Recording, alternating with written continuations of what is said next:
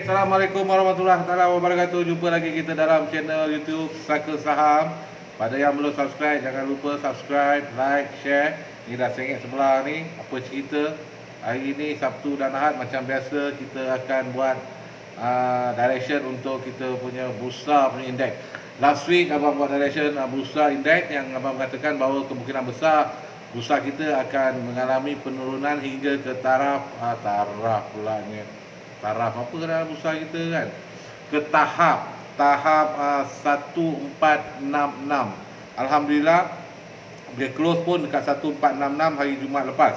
So ke mana untuk minggu ni? Untuk minggu ni ke mana arah indeks yang kita jangkakan? Kalau melihat daripada segi momentumnya, kita punya bursa punya momentum dia masih dalam keadaan kemungkinan besar akan menjadi oversold sebenarnya untuk next week. Dan kalau ikut trend masih lagi dalam keadaan bearish. Kita punya bursa ni sebenarnya dalam keadaan weak lagi, masih dalam keadaan weak. So ke mana tahap support selepas ini kita nak lihat ke mana tahap support seterusnya. Close pada hari Jumaat lepas 1466. The next psikologi support dia sekitar 1460. Lower hari Jumaat tadi kalau tak silap saya 1461. Tapi untuk minggu depan kita melihat 1460 sebagai psikologi support. Jika psikologi support ini tak dapat ditahan, dia tidak dapat bertahan di atas psikologi support 1460, kemungkinan besar indeks kita akan bergerak ke arah 1446. Yes, 1446. Dan kalau 1446 ni masih lagi tak mampu untuk ia bertahan, dan the next support is 1430. So kepada semua traders, kepada semua pelabur utamanya, ini adalah peluang you untuk mencari counter-counter yang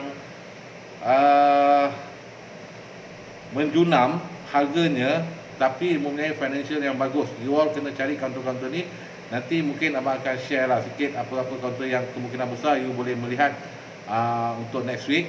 Okey, tadi support pertama 1460 psikologi support. Support pertama dia 1446 dan support seterusnya adalah 1430.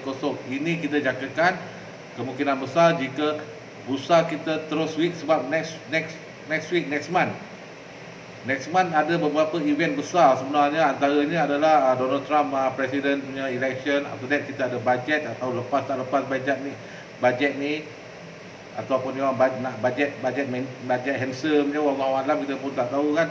So 1460 psikologi support, 1446 first support, dan next support 1430.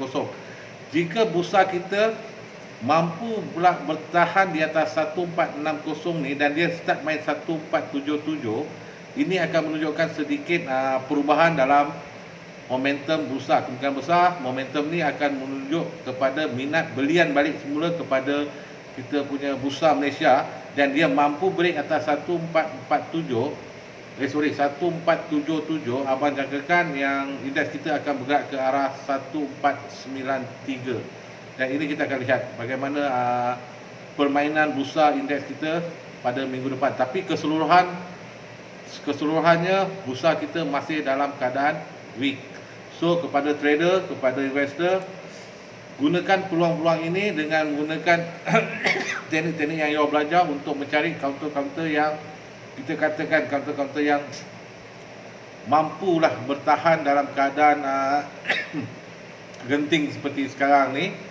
Dan mungkin ada peluang-peluang untuk kita membeli sedikit dalam keadaan harga mereka sedang dalam keadaan lemah lah. Mungkin kita boleh melihat tenaga pun dah bawah RM10. Nanti abang akan buat tenaga punya direction. Tapi selain daripada tu, untuk counter-counter yang kecil, maybe kita dah boleh start tengok JCY, HLT, Econ Berhad. Ini semua untuk use beli dan simpan sementara harga dia dalam keadaan rendah. Ini bukan kata dia akan tiba-tiba meletup ke tak. Ini abang just bagi the idea lah. Sebab seperti biasa kita buat disclaimer, ini semua adalah education purpose dan bukan buy ataupun sell call. Apa yang you nak beli, you kena study sendiri. Ini just pandangan abang. Antara counter-counter yang maybe kita boleh lihat antara JCY, HLT, FPG Group, Tenaga, Ikon Berhad, Encon Lab, maybe Dayang. Antara counter-counter yang kita lihat, abang lihat penurunannya dah terlalu banyak dan terdapat tahap momentum untuk dia turun tu dah tak banyak lagi. Ini kita panggil contrarian. Ini adalah merupakan teknik contrarian. Kepada semua student, you all dah belajar teknik contrarian ni dan you tahu macam mana nak menilai sesuatu counter yang dipanggil contrarian. Contrarian ni bukan kontra, bukan kontra trade. Bukan maksudnya you beli dan you jual tanpa pick up. Contrarian ni bermaksud di mana ketika orang panik untuk menjual, kita as a contrarian, kita tahu tahap mana kita nak buy. Orang panik menjual, kita membeli, tapi bukan membeli secara sembrono lah orang cakap. Kita beli dengan menggunakan teknik dan ada sampai tahap-tahap dia untuk kita buy dia. Okey, tadi merupakan secara ringkas kita punya direction untuk bursa next week.